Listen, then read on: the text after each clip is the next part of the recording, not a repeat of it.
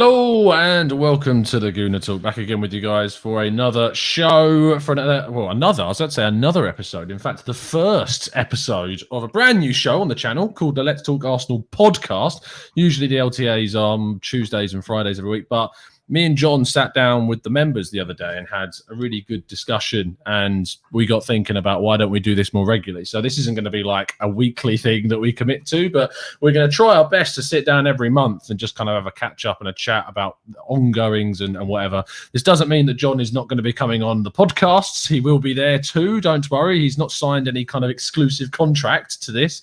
But yeah, things are going to progress. We'll see how it goes. Leave your comments and feedback in the comment section. I'm also going to try my best to get this out onto the audio platforms only as well, as best I can as a bit of an experiment. So we'll see how it goes. But first of all, thank you, John, for coming on. How are you, mate? Doing good. Thanks for having me on.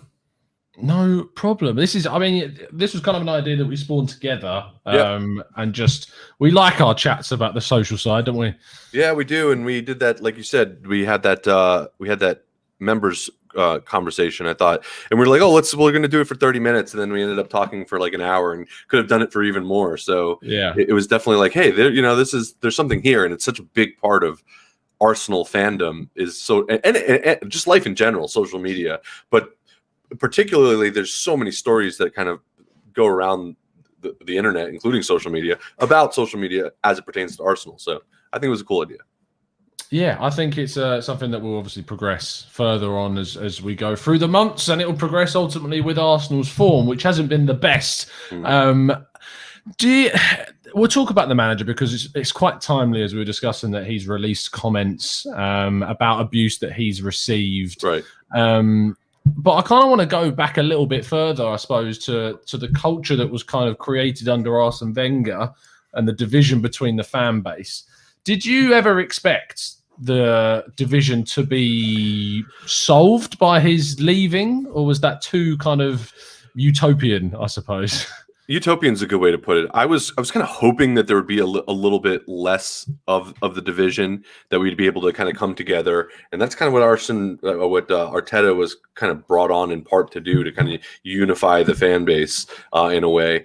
And the hope was that once the football was good, we'd all kind of get on the same page. I think that was a little bit wishful thinking, and I'm not sure if that's just the nature of football Twitter or social media in general, that there's always going to be that dialectical tension between fans. But it definitely seemed like around the Wenger times, there was this kind of schism between two sections of the fan base that were diametrically opposed to each other, and that were constantly fighting with each other and on opposite sides of the fence. So my concern is that what's happened is that though that kind of rivalry within the fan base has kind of traversed just the Wenger in, Wenger out, Arsene knows best, Wenger out brigade, whatever.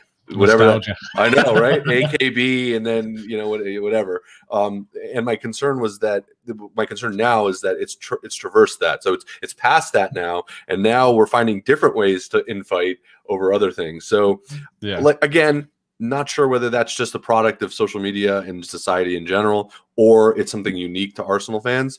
Though I think the Wenger era kind of primed us to have this kind of infighting going forward, which is a shame if that's the case. Obviously, you were on the show back in the days where Arsene Wenger was still manager, and it was divisive. It was vitriolic, I suppose, is a good word to describe it as. And it was really kind of, it was such a sour taste throughout Arsenal Twitter. And yet we fast forward like 4 years down the line. Is it 4 years? It feels like that. It might be 3. I think it might be 3 in a bit. 2018 was when he left. So yeah, 3 years. And it's not any better, really, is it? I mean, no. Should I feel let down? Should I feel done in about this? No. It's better. It's better. I mean, in the sense that the entire you follow better people than me. Well, I'm not saying that there aren't crazy people out there or whatever. Yeah. Like Neil Gaiman. I don't know if you know Neil Gaiman. He wrote Sandman. He's this prolific writer. He wrote American Gods.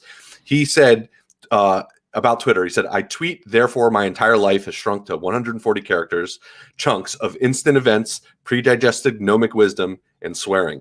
And that is such a good breakdown, I think, of what Twitter actually is.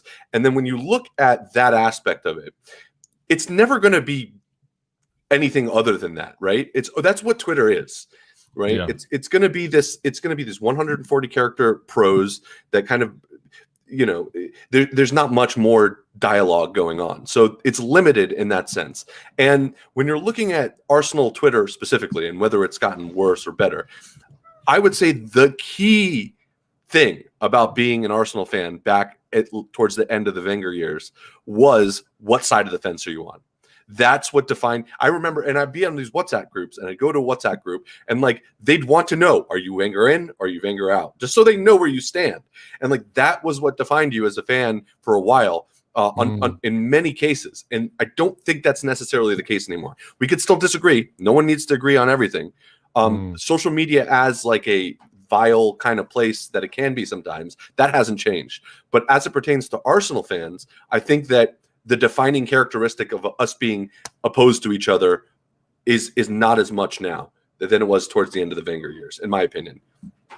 I look at like some of the disagreements that have happened on Twitter. I mean, they've been going on this afternoon. I've had a couple of debates with some people, and I suppose I was posed the question to you: do you think social media is for people that aren't willing to see another side? If you know what I mean, like would you recommend social media to someone who it would not be open to having their opinion changed? Would you recommend it to them?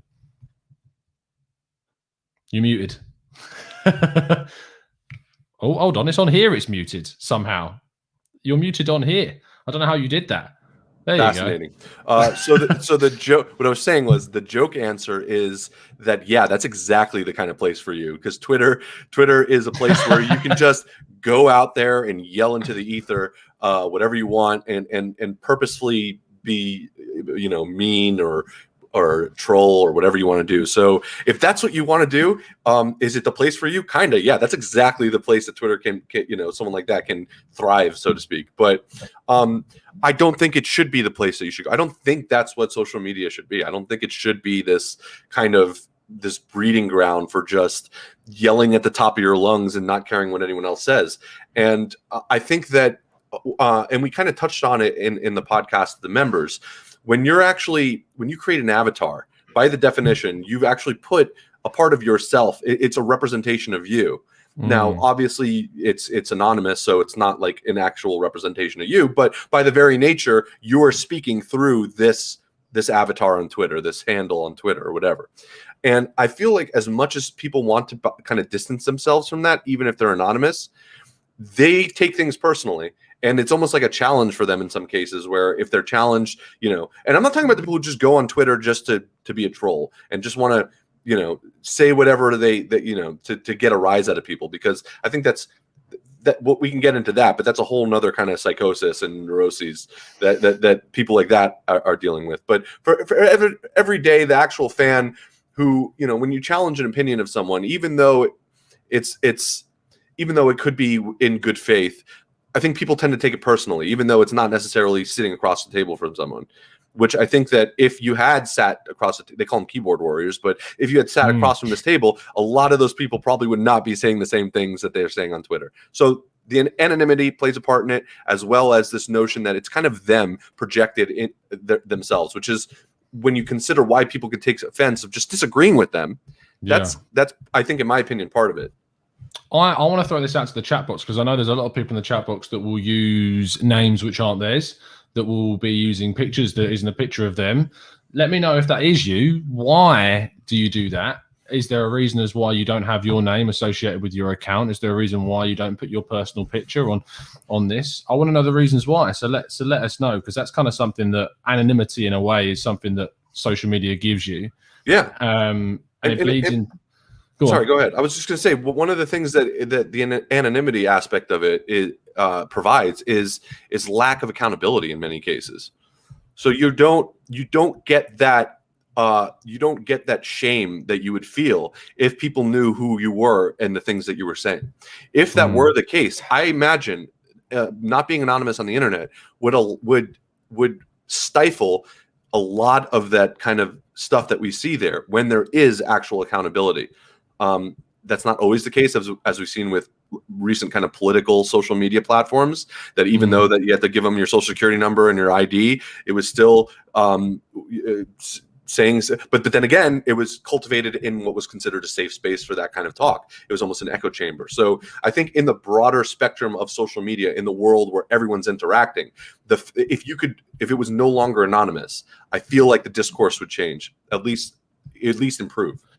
Yo-Yo in the chat says the reason why he has an alter ego, shall we say, as Yo-Yo and a different is that same reasons you have curtain on your windows. And what I would say to that is that, well, what goes on in your house is obviously very, very private, whereas social media is the complete, arguably by the name of it, is very opposite. It's social. It is interacting between people. But that being said, there is a safety aspect of it as well. I mean, there are crazy people out in the world, and the reality is that you might not want to be out there interacting. You want to interact on social media, but you want to protect yourself as well, which I understand. But you have to balance that out, I think, with your involvement in social media, your willingness to engage in social media, and then the responsibility that entails it, that I think entails acting in social media, which in this case is just, you do whatever you want at the end of the day. Don't if you want to go be a troll, if you want to be threatening people's families and stuff, like, that's your prerogative. But, like, I mean, come on. I mean, there's something wrong with that. I think you wouldn't be, I hope you would not be doing that in real life. You're not, like, calling people up or following them to the grocery store and yelling at them and their family and threat. You know what I mean? Like, there's some behaviors that are accepted online, and I put accepted in quotation marks, that would never be accepted, in person. And I feel like that's something that needs to be taken into consideration. So yes, there is this safety and security aspect of it, but I think there's a responsibility as well that when you do engage in social media, you do it in a way, like, act as though you treat people like you want to be treated. Go out there and act as though you were face to face with them when you were having the conversation. Yeah, it's never going to happen, but, like, no. Of course because it's not. It's just not. But that's that's the way it is, and that's not necessarily just the way it is with Twitter. That's the way it is on political punditry. When they're sitting side by side on a Zoom call. I guarantee you that it'd be a very different story if they were sitting, right next to each other, because there's that aspect of humanness and closeness and reality that actually creates a barrier when the barrier is gone when you're on Twitter or something like that. So the current kind of social issue at Arsenal is that on I think it was Thursday that Mikel Arteta did his press conference. It might have actually been Friday. No, it was Friday. Actually, yeah, it was Friday when he did his press conference. He was asked about, like, the abuse that he had received and, like, what he thought about. And this also comes in conjunction with both the Premier League, the EFL, and the FA have all written to Mark Zuckerberg and the guy who owns Twitter, whose name has escaped me. But they've written to those guys to basically say, look, more needs to be done because individuals are being abused and there's nothing that can be done about it, etc., etc. And it all is how do you think this is? Well, I can easily sit here and say, how do you think we manage this? But do you think there's a difference between, okay, let me play from that devil's advocate position. Do you think that Arteta, is there any part of him is saying the reasons why he's saying the words he has in the press conference because he doesn't like being criticized, and that if it was all like sunflowers and roses and that the things were going well right now, do you think he would be saying these things in the press conference? That's a good question, and I'm not really sure if there's an answer to that I'd be able to kind of accurately depict here. I don't really know if because I'm only looking at it in the context that it's available, and the context that it's available right now is that we're not doing so hot. There's some, you can quote, injury problems. There's some, there's been questions being leveled regarding the efficacy of certain decisions, and I think right now it might have hit a boiling point. So I think when you're looking at it, it might have just been a point where either he could talk about it because certain things happen behind the scenes now. Maybe they've got some new information about what was going on and who was making all these comments. But to answer your question, no, I don't really think that it would change. I think that, in my opinion, it's just something that happened over a period of time, and it's kind of enough is enough situation. because maybe it's impeding maybe the players came to him. Maybe it's this whole. Maybe they're just tired of dealing with, like I kind of am. Like I'm sick and tired of hearing. You've agreed to do the wrong show. No. That's good. No, what I mean by that is I'm sick of hearing about people abusing other people on Twitter, especially Arsenal players, especially football players, especially anyone. It's annoying. It's disgusting. Like I'm just sick of hearing that. So, and I wish we wouldn't have to do this kind of a podcast, but the reality is that it doesn't look like it's going to change anytime soon. And it's such a big part of everyone's life, including being an Arsenal fan, that it's something that you're going to have to discuss. And as long as we're doing it, and now as long as the manager's talking about it, like at least it hopefully gets addressed in some kind of constructive manner. Captain says in the chat a very good point that he suspects that part of the reason that it was raised was because of the statement from the Premier League, etc., and that they were addressing kind of the social media accounts about the racist abuse of some of the players. And we've seen that. We saw it from Tuanzebe and Martial that received racist abuse after I think it was the defeat against Sheffield United that sparked that. But in general, like I remember talking about the Sainsbury's advert. Did you look at that up when I said about it? No, but I did see that. Is that the one where they were referencing like homosexuality and No. So the Sainsbury's that was another one. Sainsbury's did a Christmas advert where they the first one they released was of a black family. And yes. The responses to this tweet were like, "I'm not going to step inside Sainsbury's again." Like just because of who they had used in the advert. And then they posted, I think there was later on, like a week later, that they released an advert with a white family. And it was like a case of clearly these have been planned out. Like there was always going to release one and then the other. It just happened to be that the first one they released was of the black family, and then the one later on was of the white family, and the responses underneath the tweet were just disgusting. And basically my response to it is, if you think there is no, because Sainsbury's is a UK brand, if you think the UK is devoid of racism, that was very clearly evidence that is not the case, and that racism is still very, very prevalent within the UK and within the UK kind of area. And you see it on players' Instagram pages, like people using certain emojis in response to certain players that correspond to very kind of racial connotations. And it is that level of anonymity that gives you. And then the argument always goes down to is, how do we stop this? Like, how do we stop the abuse? That's a great question. The reason it's a great question because it's a very difficult one to kind of. Well, in my mind, it's not difficult at all, because in my mind, it should be that everyone's identified. But and I know Gary Hardy, I think it is in the chat, says sometimes, or it might be Matt actually in the chat, says that they would fear their identification being stolen or used by these companies or by other people that could either hack into these companies and get access to it. Do you think that's enough of an argument to say that you shouldn't, like to say that it's not a reasonable solution to the problem, having an identification? Look, Pete Cashmore, the Mashable CEO, said privacy is dead and social media is holding the smoking gun. And in terms of what, obviously I feel like there is less privacy nowadays, especially now everyone's connected online. Yeah. And in terms of whether any kind of policies could affect that or make it, could help it.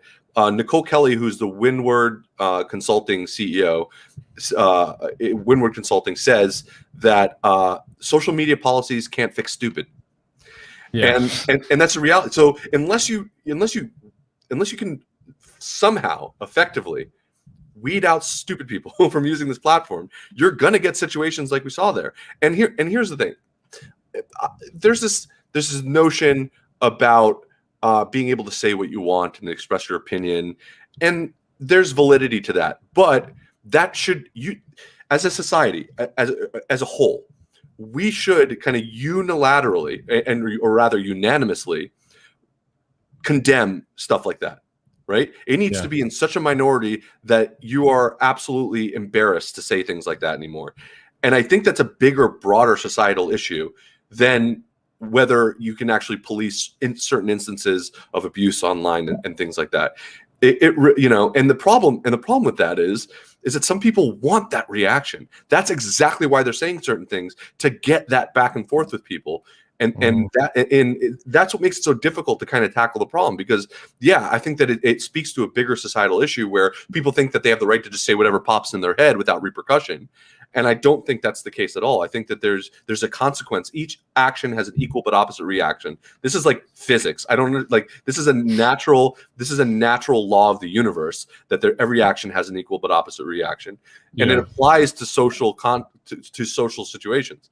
If you say something, there's consequences to it. And I feel like until people understand that, and that could kind of tie into what we're saying, that there needs to be some kind of a policy to give teeth, to make a consequence for acting that way.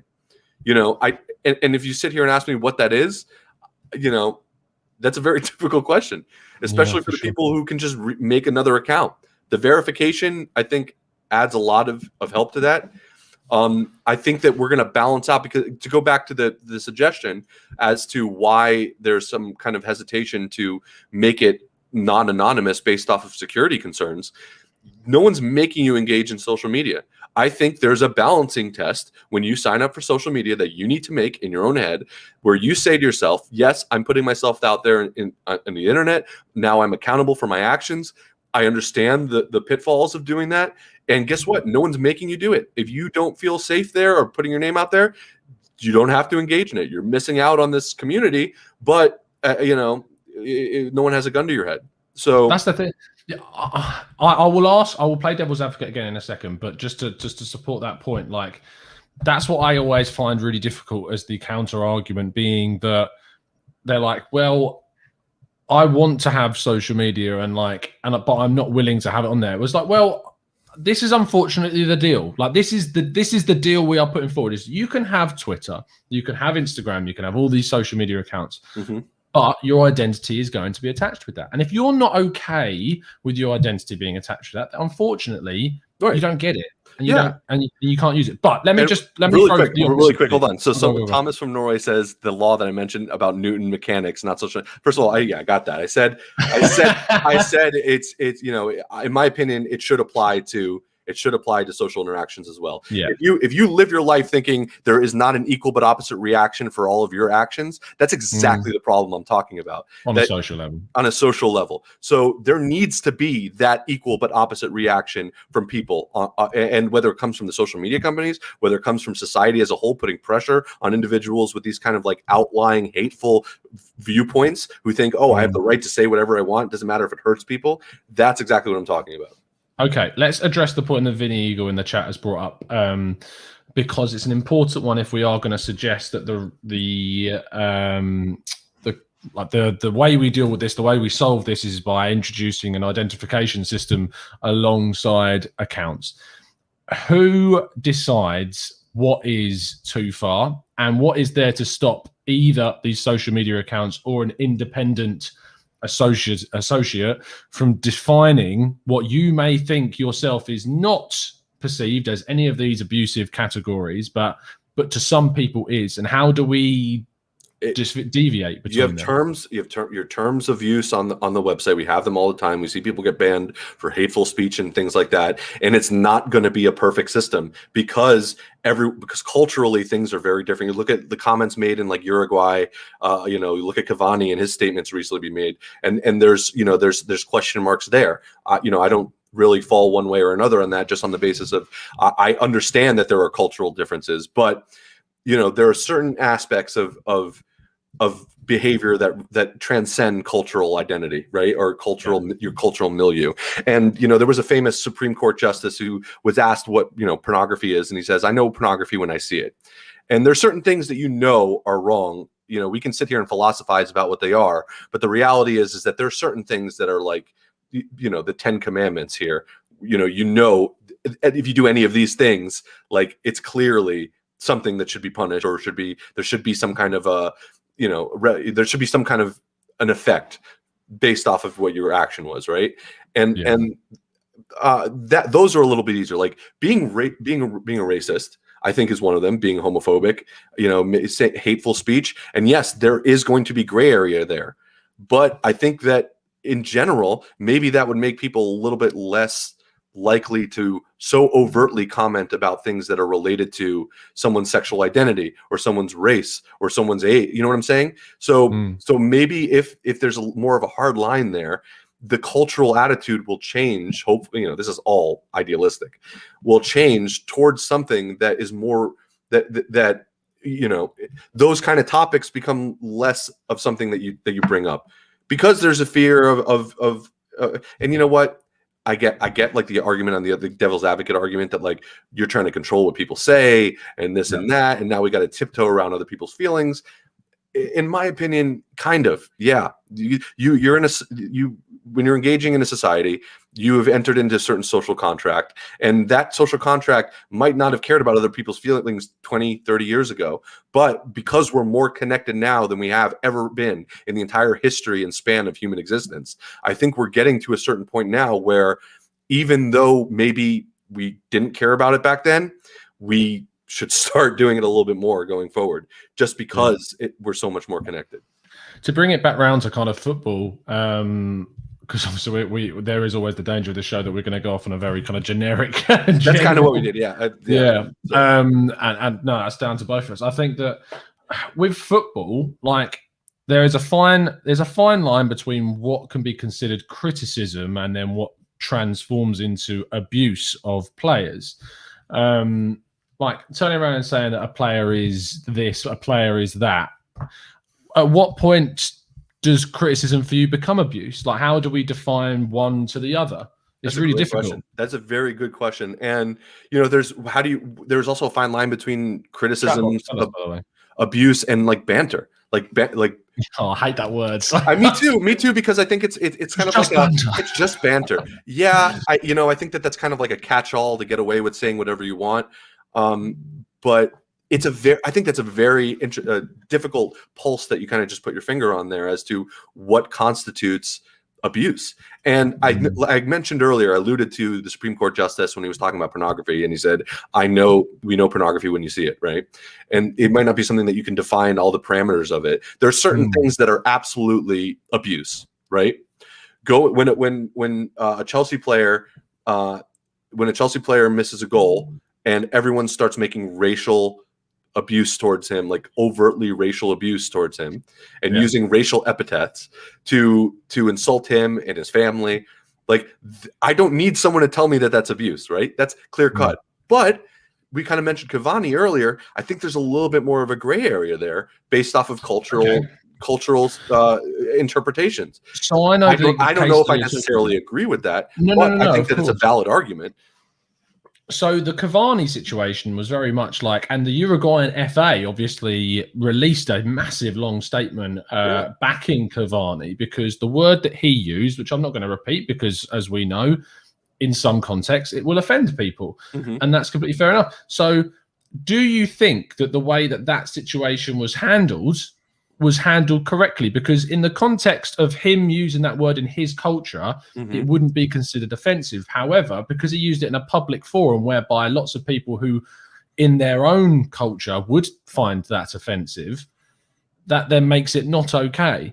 So I see the point of view of it's his culture, like that's that, and in their culture that word is used, right? But when it's translated into others, it's found to be offensive. It's hard to think about. It's very really difficult, and that's that. And the reason I use that as an example is for this exact reason, that the line between abuse and a culture and cultural misunderstanding is very blurred in this context. But that being said, I don't know if there's an answer to it. I think the answer is, as a society, we start moving away from addressing that aspect of people in a way that's not constructive. You know what I mean? But even then, he would say that he wasn't being destructive, that this was a playful. He's thanking someone. Yeah, this was like a playful thing that they would say. And that's where that blurry line is.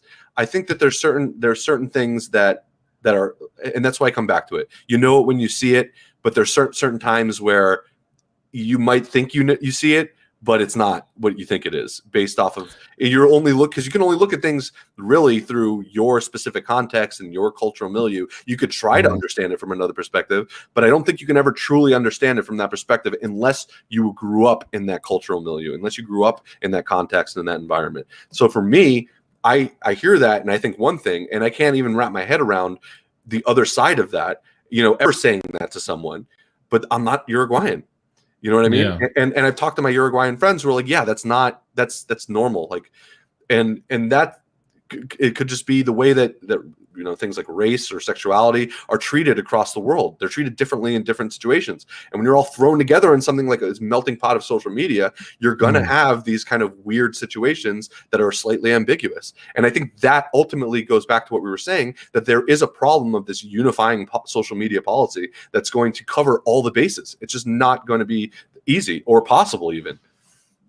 Yannick in the chat says it's all to do with intent. I think we could also see there was no malicious intent behind what Cavani said. But then John says, no, intent is not important in my opinion. Otherwise, people could just call it banter. And like, if I see what he's saying, because people could disguise what actually is abuse. Say if your intention is to abuse someone, is to harm someone using one of these words. Yeah. But you use the facade of a cultural background to hide that then makes that situation very difficult to and this is what makes it really difficult when if everyone is identified, which I still am in favor of, that when it comes down to the independent panels, which is I don't think it should be down to the social media accounts. I feel like it should be independent panels that are used to differentiate between the different reports. But how do they have to take into that you wouldn't think they would take into account the person's background, where they would come from. They would just look at the pure message, the raw message on the screen, and make a judgment on those words. So I think the answer, if there is one, is that intent is instructive, not dispositive. So I think the intent. What you mean by that? I will. So meaning, I think intent is something that you should factor in to determining what that person meant and whether how it should be viewed, and it's not dispositive. Meaning, if they didn't intend to do it, it doesn't necessarily mean that they don't. That it's not something that needs to be corrected or we can call it punished. And just because they did intend to do it, you see what I'm saying? So just because the intent exists doesn't necessarily mean that it ends the conversation. I think it's a factor in considering in a totality of understanding with respect to how this person, what was said, the surrounding circumstances, the background of the person. And the problem with this is that is a lot of resources to do every single. There's so much interaction out there that it would be it is utterly impossible to police it all. All right, and it's never going to happen. I don't think. Unless it's like a one strike you're out, it's never going to happen. No, it's not. I don't know if it needs to. Some people would say that the argument would be there is no strike system, is that no one deserves a second chance. I am very much on the other side of that, because you need, and I wasn't before, and this is something that I've changed based upon personal experiences. And I used to be like, if you say a comment that is perceived to be of this nature, it's like that you're done. Like, you should have been more educated. And now I'm not of that persuasion. I am very much on the line of, if you've said something of that nature, then you deserve the chance to be educated, explained why you shouldn't have said it, and then go about the rest of your life with then that education. Yeah, and this is my bias a little bit, just coming from my background. I think there's due process involved. I think that I think there needs to be some way to explain yourself or to change. Because if we're just punishing people and there's no ability to change, then you're not really doing anything but making someone who's potentially spiteful and not understanding exactly what happened. They're going to feel wronged, and that's not going to do anything to eliminate the underlying feelings that they have. I think education is a big aspect of this. And I think a lot of the stuff that you see, these hateful things, besides, and just going forward as a caveat, I am separating this instance where someone is just a troll and is saying stuff just for the sake of being hurtful or mean or disgusting. Someone who just says something who's uneducated. Right. Yeah. I'm separating that out because I think that's a whole different breed, and that's something that I think we can discuss. There's a whole psychological analysis there, but putting that aside, I'm talking about someone who maybe is just uneducated, and I think that being able to say, look, this is why what you said was wrong, and this is what this is what you did, and to be able to have them correct that themselves and understand it is going to be better off in the long run to make sure that behavior isn't proliferated by that person, because now they have a bedrock, they have a blueprint to understand, I'm not, that's wrong for XYZ reasons, not just you're banned, that's it, no explanation, or you were being racist, you're gone. Like, there is nuance, and they should have an opportunity to kind of correct themselves and understand what they did. And that's going to be about their willingness to do that. They have to be receptive to it, or else it's not going to do anything.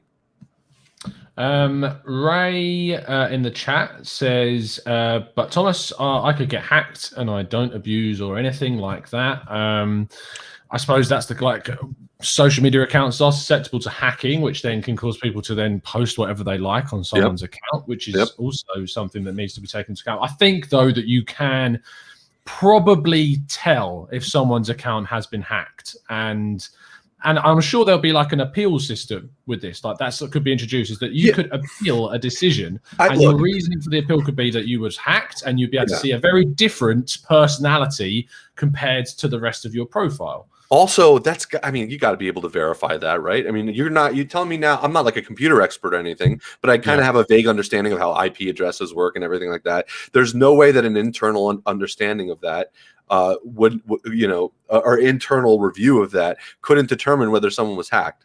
Maybe that's the case. I'm going to defer to people in the chat box who know more about technology than me.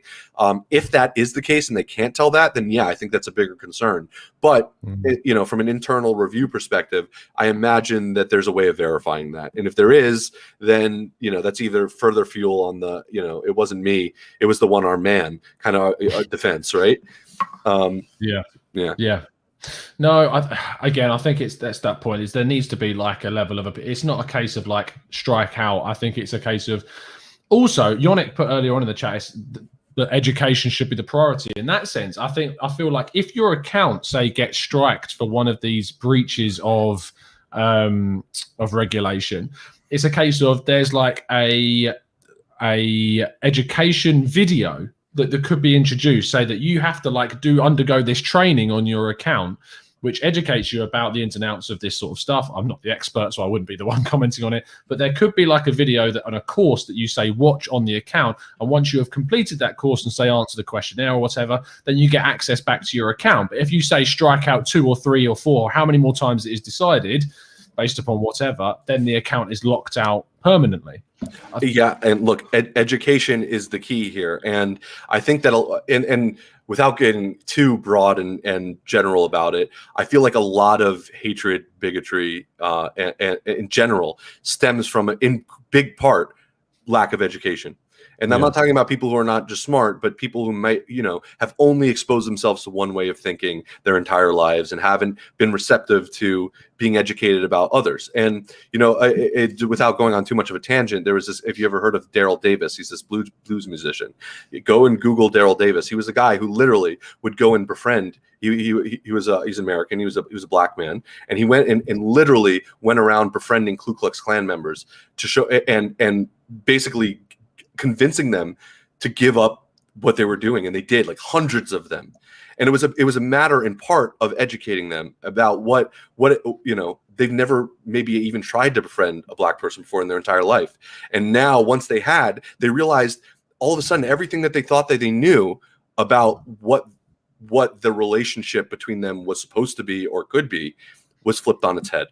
Yeah. And I feel like I know it's not realistic, but like the thing that you're prejudiced about, I wish everyone would be able to face that and be able to sit down with that person for enough time as it would take to make you realize that you're both just human beings, that you have hopes, dreams, you have families and history, and that at the core level we're not that much different. And I feel like if people were able to do that, there would be less of this. I'm sorry, I'm going off on a tangent. That's nice. Philosophical.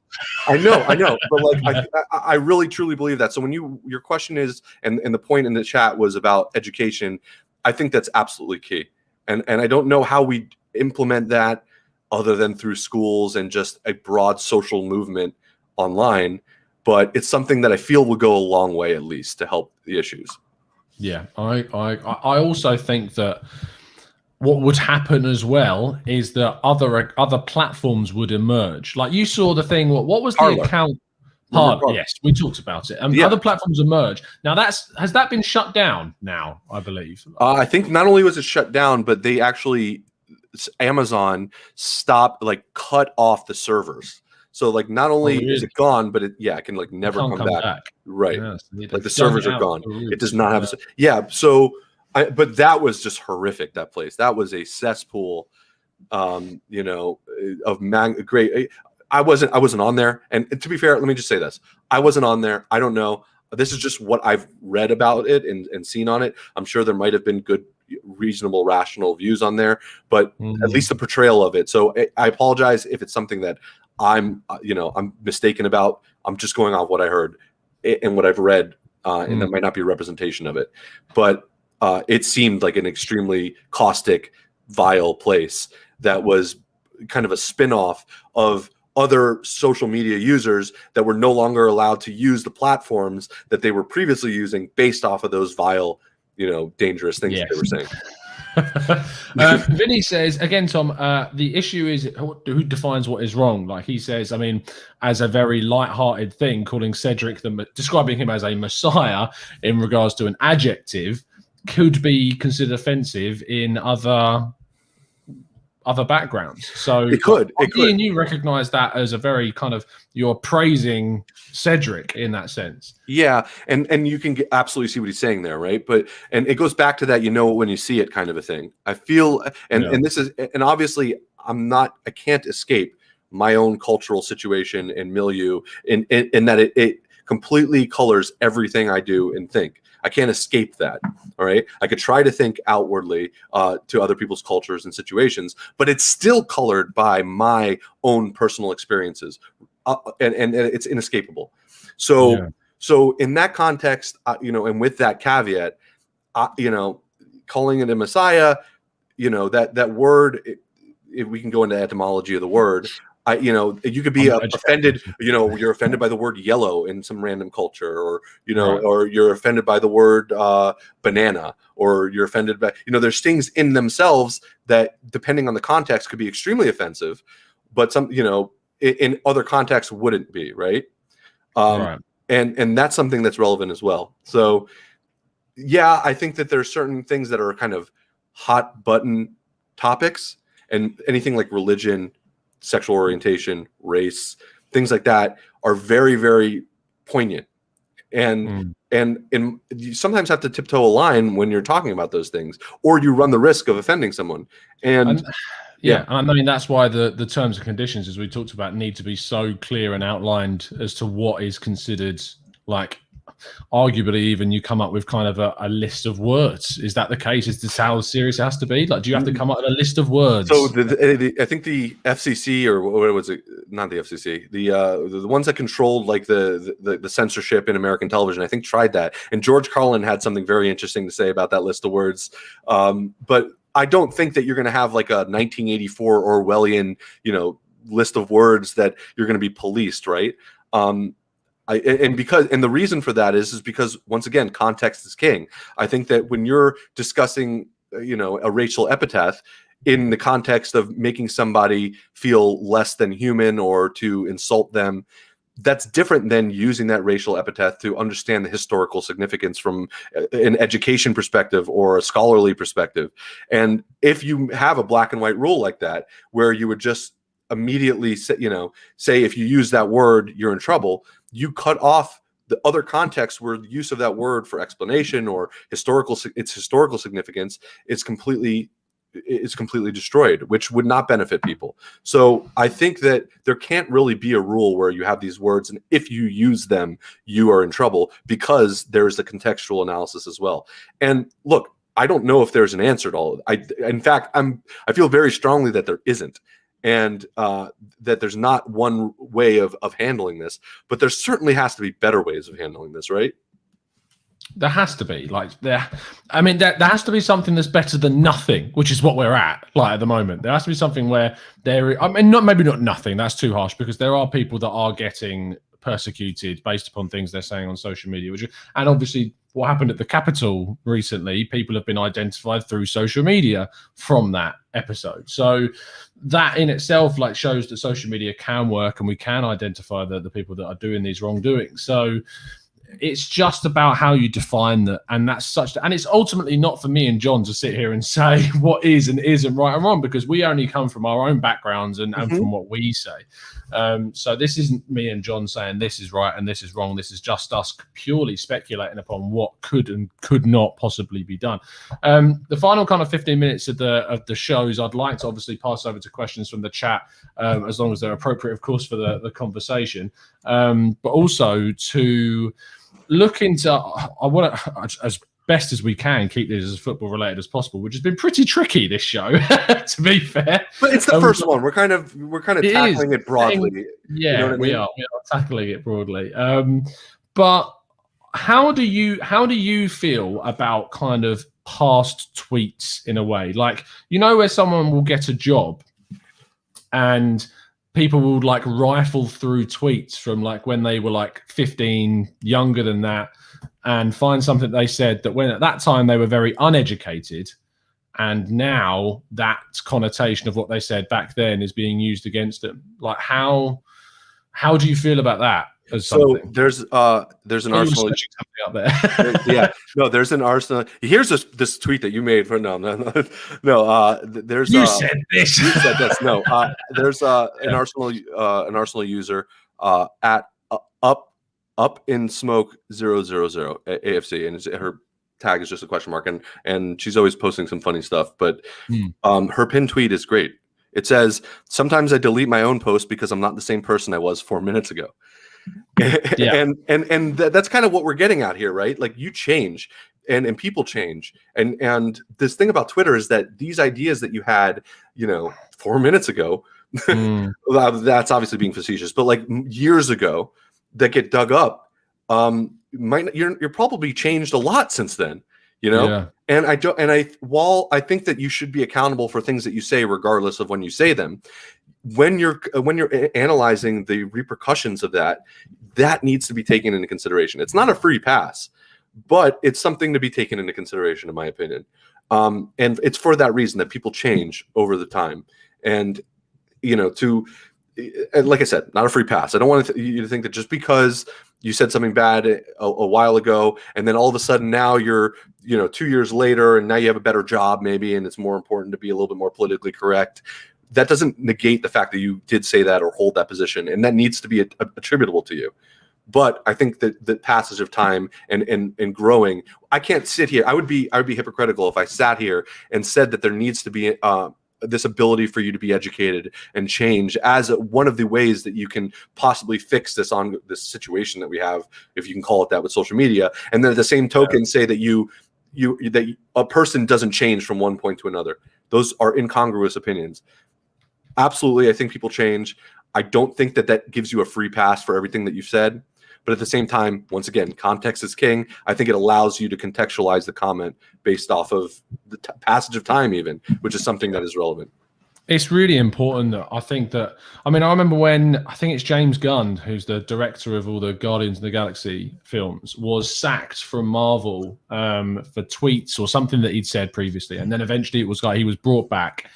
And it needs to be something that does stop, that people aren't just cancelled because of something that they said so long ago, because it's so important, the context around what they said and how they are now and how they are different now. If you said something that was if you said something that is considered in some connotations to be offensive, you may now, a year later or even a day later, become educated to know what your wrongdoing was and feel remorseful for it and apologize for it and plan to never commit that sort of act again.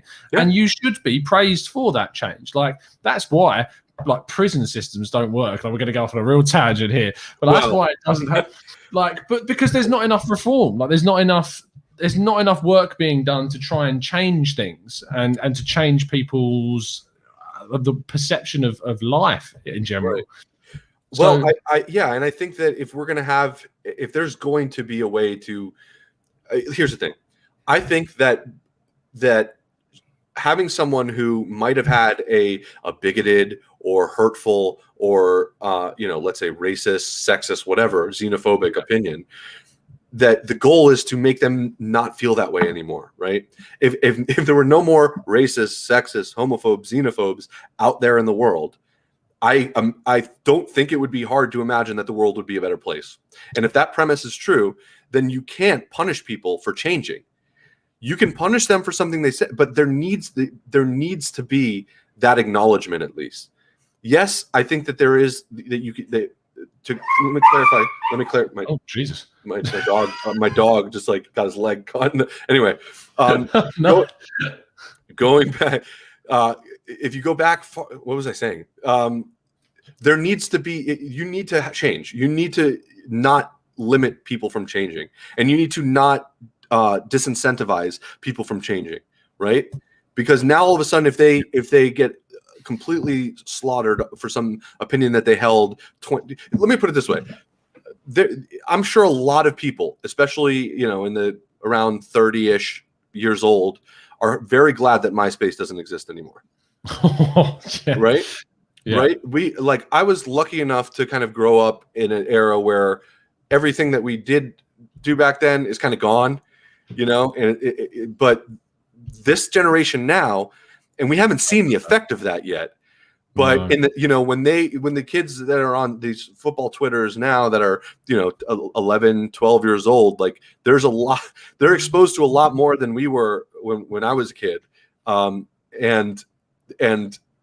just thinking about how everything is documented now, they don't possess, I mean, some of them do, but I'm thinking about me when I was 12, 13 years old. My temporal lobe is not developed yet. I haven't developed that sense of consequence necessarily. I still think I'm immortal, and that's there's biological explanations for that. But, that's kind of scary to think that everything I said, imagine if everything you said when you were 13 is recorded online now.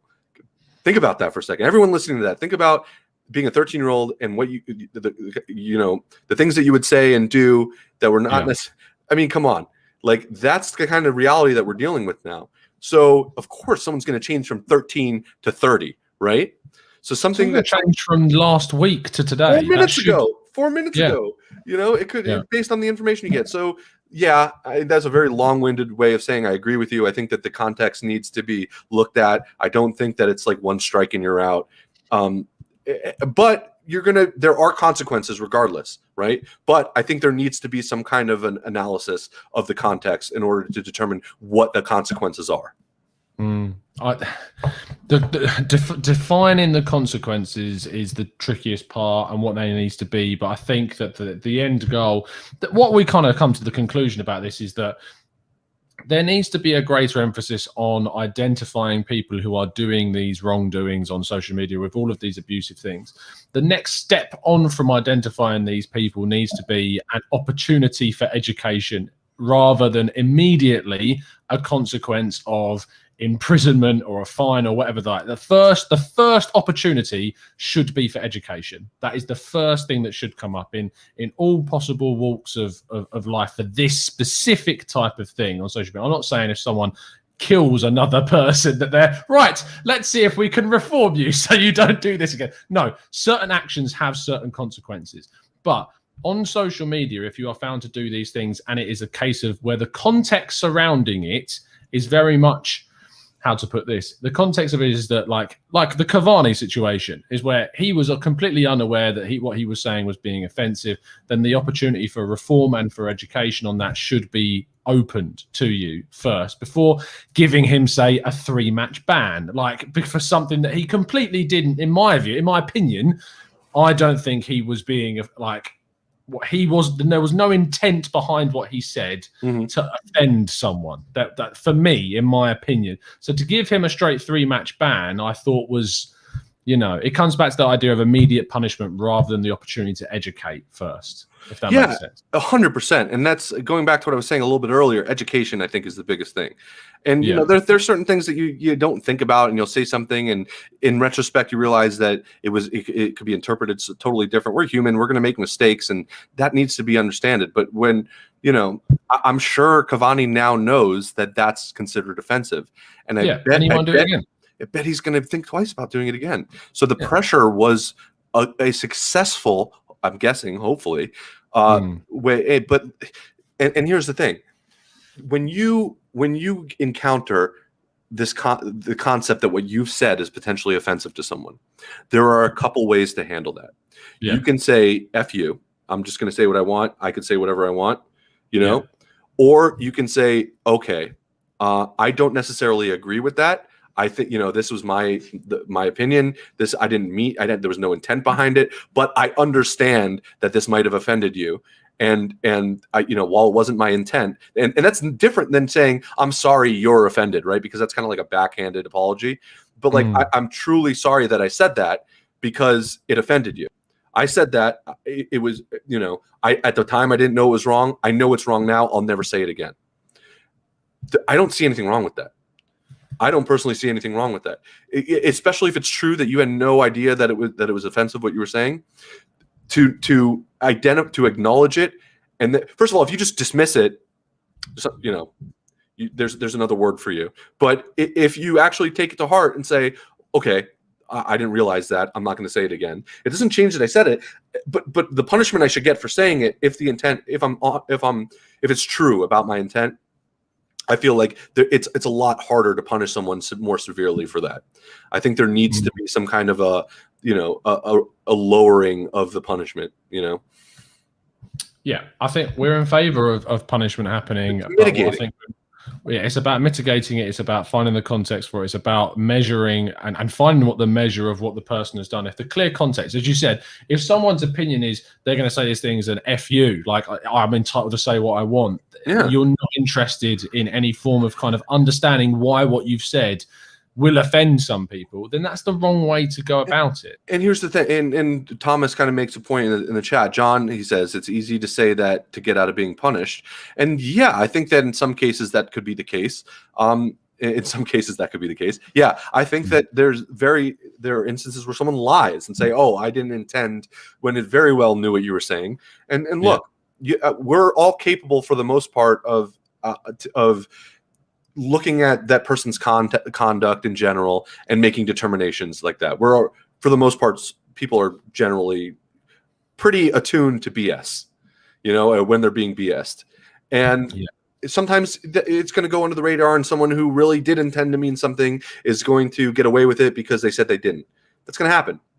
And some people who really didn't mean to say something offensive are going to, based off maybe their past experiences, are actually did not intend something, but are going to be judged as having meant to say it. So it's not going to be perfect on both ends, but it needs to be something. There needs to be some kind of analysis in that regard. It can't, you know what I mean? There needs to be this understanding that intent, context, learning from your mistakes, your apology, all of that are mitigating factors in what the punishment ultimately is. Yeah.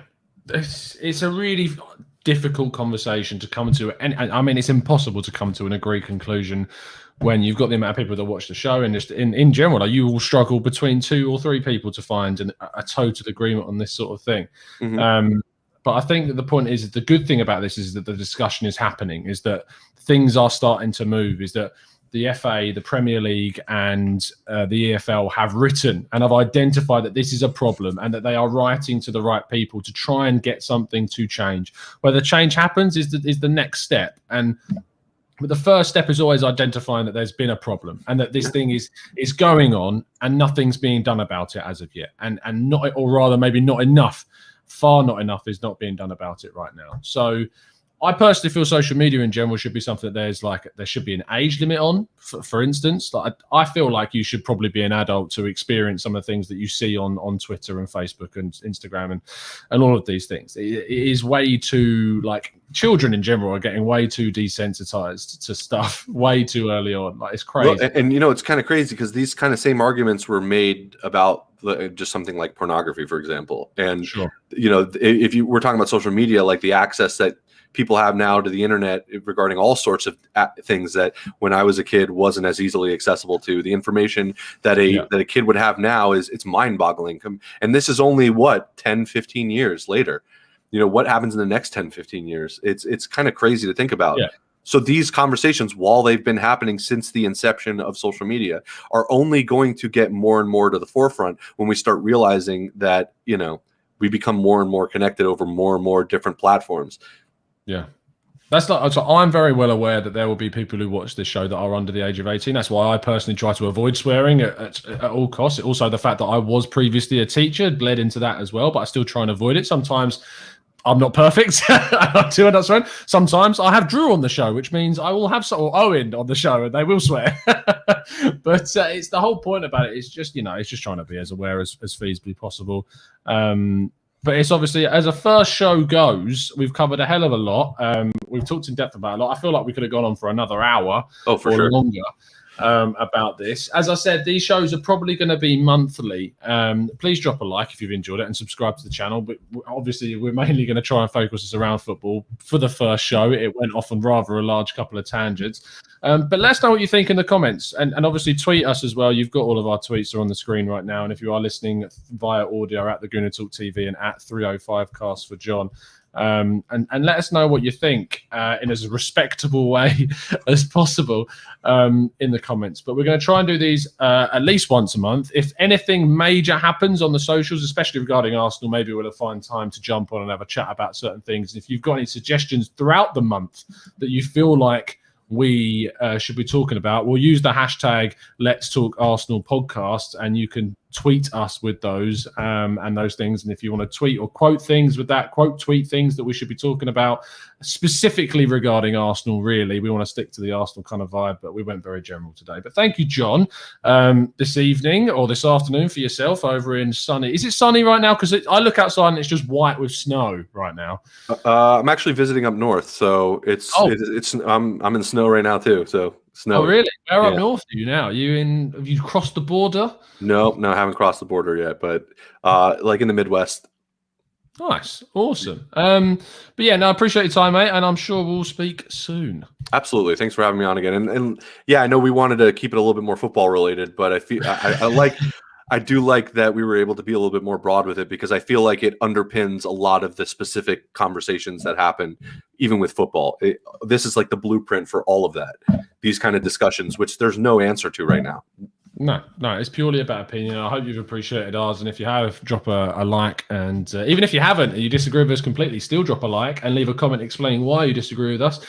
We'd love to know your thoughts, and we'll probably discuss some of them on the next show. We will see you again very, very soon. And as always, up the Arsenal.